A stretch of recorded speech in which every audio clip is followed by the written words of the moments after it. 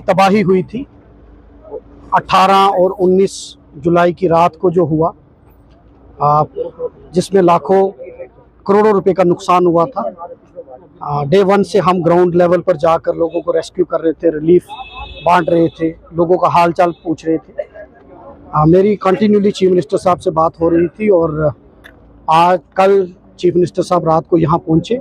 उससे पहले उन्होंने अपने कौंसिल के minister deputy chief minister Javed Ahmed Rana साहब को और सतीश जी को भेजा था। आज चीफ मिनिस्टर साहब खुद यहाँ आए और उन्होंने उन तमाम स्पॉट्स का दौरा किया। सबसे पहले सुबह डीसी ऑफिस में गए, क्योंकि मिनी सेक्रेटरीट का मसला जो था काफ़ी देर से पेंडिंग पड़ा था।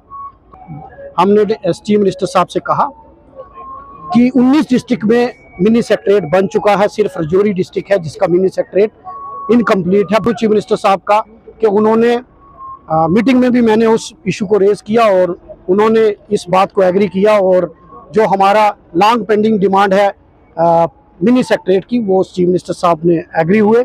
हम उनका तहे दिल से शुक्रगुजार हैं कि जहां डीसी ऑफिस है वहीं मिनी सेक्रेटरीट बनेगा और उन्होंने डीसी साहब को इंस्ट्रक्शन भी दी है कि एक डीपीआर जल्द से जल्द तैयार करें और उसमें फंड्स जो है जितने भी 50-60 करोड़ रुपया वो सरकार देगी।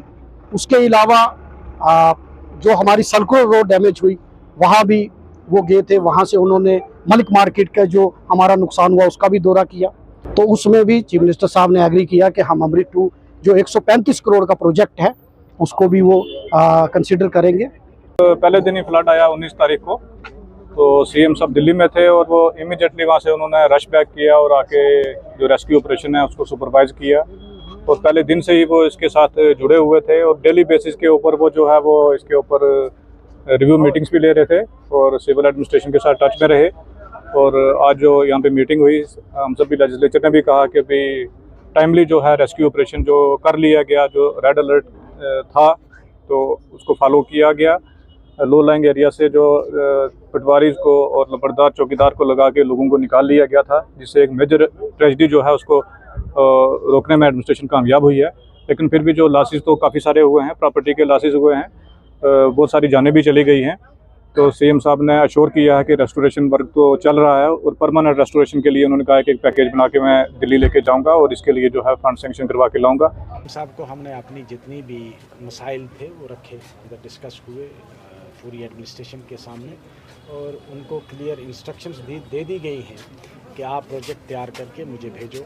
हमारे जो इमीडिएट जो रिक्वायरमेंट थी कि पानी के रेस्टोरेशन के लिए, तो उसके लिए मैंने एक सजेस्ट किया है कि भाई हैंड पंप्स वगैरह लगाए जाएं ताकि उन लोगों को पानी मिल सके। और दूसरा जो रोडों की डैमेज हुई है तो उसके लिए भी उन्होंने हदायत दी है कि भाई इमीडिएटली हम कुछ पैसा और रिलीज़ करेंगे, रोडों को फ़िलहाल रिस्टोर किया जाए कि उन पर गाड़ियाँ चल सकें। और बिजली महकमे के लिए भी मैंने अपना बताया उनको कि भाई मेरे जो पोल्स वगैरह डैमेज हो गए हैं तो उनको कम से कम मुझे पोल्स वगैरह दिए जाएँ, क्योंकि हमारे इलाके में जो सिमेंटेड पोल थे वो ऑलमोस्ट डैमेज हो गए हैं, तो उनको रिस्टोर किया जाए। बाकी जिन लोगों की जानें चलेगी उनके लिए कंपनसेशन के लिए भी हदायत दे दी गई है। और एक बच्चा जो जिसकी लाश अभी तक नहीं मिली है वो जल शक्ति में डेली वेजर था, चौकीदार था, तो उसके लिए चीफ मिनिस्टर ने हदायत दी है।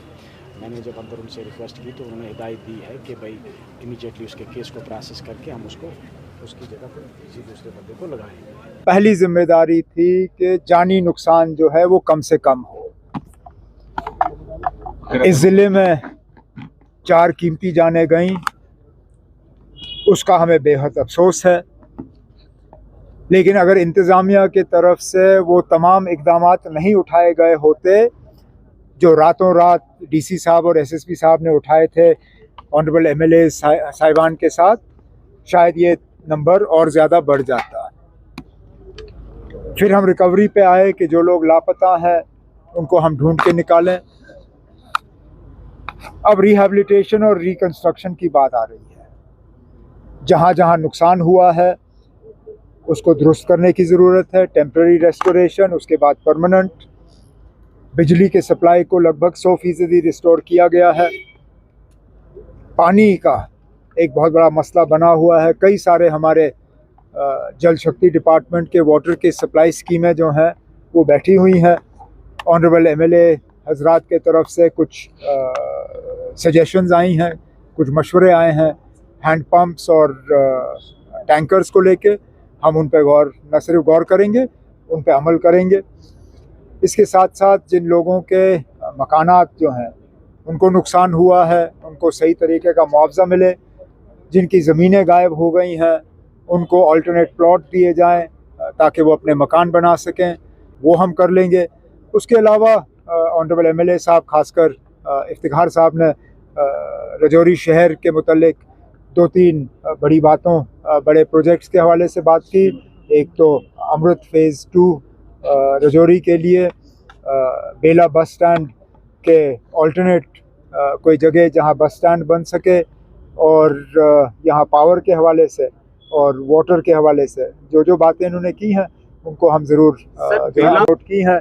मैंने डीसी साहब से कहा हुआ है कि फ्लड कंट्रोल डिपार्टमेंट के साथ फौरी तौर वहाँ पे इसका इंतज़ाम किया जाए ताकि जितना नुकसान हुआ है उससे ज़्यादा नुकसान ना हो। जम्मू कश्मीर के मुख्यमंत्री उमरुद्दुल्ला आज राजौरी पहुंचे, जहां उन्होंने बाढ़ प्रभावित लोगों से मुलाकात की और बाढ़ के कारण जहां पर नुकसानात हुए थे उन तमाम जगहों का भी दौरा किया। इस दौरे के दौरान उन्होंने ज़िला इंतजामिया के साथ भी एक मीटिंग ली और साथ ही साथ उन जगहों पर पहुंचे जहां पर बाढ़ के कारण भारी नुकसान हुआ था। इस वक्त मैं बेला कॉलोनी में मौजूद हूं। ये बेला का बस स्टैंड है जहां पर 19 तारीख को आए बाढ़ में भारी नुकसान का सामना लोगों को करना पड़ा। कहीं गाड़ियां यहाँ बह गई, बड़े मकान जहाँ पर क्षतिग्रस्त हुए और दुकानों को भी नुकसान पहुँचा। 4 कीमती जानें भी यहाँ पर ज़ाया हो गई थी। इसी एरिया में उमरुद्दुल्ला पहुँचे और इन्होंने मौके पर पहुँचकर हालात का जायज़ा लिया।